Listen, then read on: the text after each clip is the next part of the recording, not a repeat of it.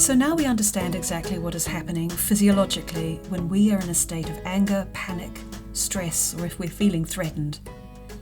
We understand that we have to learn how to first regulate ourselves and not give way to that reptilian brain. Because if you behave in an unpredictable, emotional way to control a class, if you do things like throwing a board rubber, for example, the students will instead become more interested in avoiding that board rubber or working out other ways to trigger you and press your buttons. I remember having teachers like this. Their volatility is what I remember about them, not their lessons. If students don't feel secure and safe around you because you are emotionally volatile, this is going to affect their learning. There's no two ways about it. The thing is, though, we are human and we can't expect to effectively switch off our emotions that easily every day. But students read our physical language and our tone all of the time. They're constantly taking cues from us. If we're feeling tired, frustrated, angry, ill, or upset, let's think about it. Is it okay to assertively explain this to the class? Or should we disguise it and pretend it's not happening? What would you do?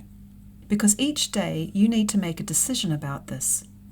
Before you walk into your classroom, how are you going to deal with your own emotions and how you're feeling? Because your emotional stability is going to affect your class's emotional stability. You're like an ecosystem.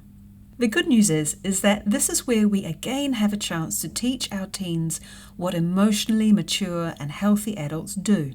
Because we've established ourselves as consistent, stable, and fair adults in their lives, so our teens are going to take notice of us. Here are some strategies we can use to role model maintaining emotional control. First, we can use think-alouds to help model reasoning. We do this often when we're trying to plan for writing, for example. We think aloud about what we plan to talk about, what we plan to write about. In our Young Learners course, we talk about the technique of the think aloud, but just as a reminder, I'll quickly explain now.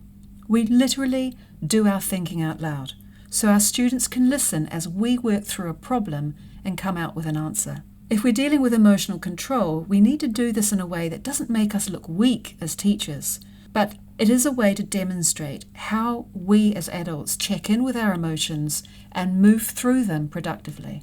You can do things like making it explicit to them that you are counting to 10 calmly, that you're trying to control your breathing. You might show that you take a step back. You can map these ideas up on a wall in your classroom and share them with your students. You can also explain your frustrations assertively. You can say things like, I walked away from the situation because I was feeling angry. I gave myself time to think and work out what I was going to say to you. Now, we need to have a conversation about XYZ.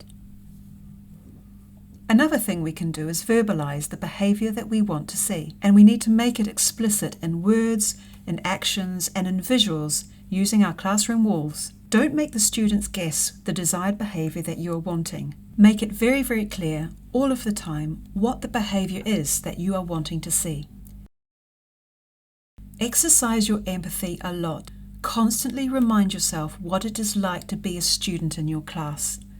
What it is like to be trying to sit through a lesson when you've already spent 6 hours, 7 hours of your day being told what to do by other teachers. And take all of that into account. If you need to talk to a student, find a private space for conversations, particularly if you're feeling a bit raw emotionally. If you need to speak to a student about their conduct, either draw them to the side of the class or get down to eye level and lower your voice so that the intervention is private between you and them and doesn't become a show for the class. And create your own ritual for withdrawing from a conversation when you feel your frustration is taking over. What is it going to be? Will you walk away and count to 10? Will you do some deep yoga breaths? Will you focus on your toes pushing down into the floor? Will you look at a picture you have in your classroom wall that reminds you to pull back from letting emotion take over? See if you can find some kind of visual or physical trigger to remind you to maintain some control. When you intervene, Focus on attacking the behaviour and not the child's character. If a child or adolescent is displaying a lazy attitude, don't tell them that they are lazy, or unhelpful, or selfish, or thoughtless. No, you need to rethink it. Rethink it this way. Their behaviour is lazy. Their behaviour is thoughtless. Their behaviour is unhelpful. This way you're showing them that the behaviour is something they can control for themselves. Behaviour is something they can change. That they themselves are not lazy people or unhelpful or selfish or thoughtless. It's empowering if you word it in this way. Say things like, I don't like seeing this lazy behaviour in you. I don't want to see more aggressive, angry behaviour in you. You're better than that. Now finally, remember, go easy on yourself.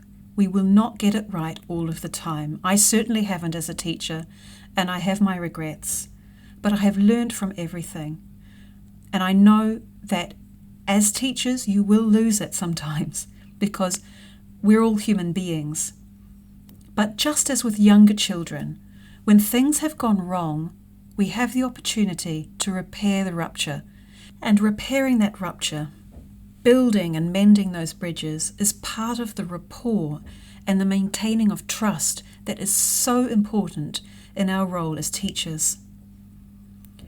We can apologise, being open and frank with our students, because we are, after all, modelling what we want them to do.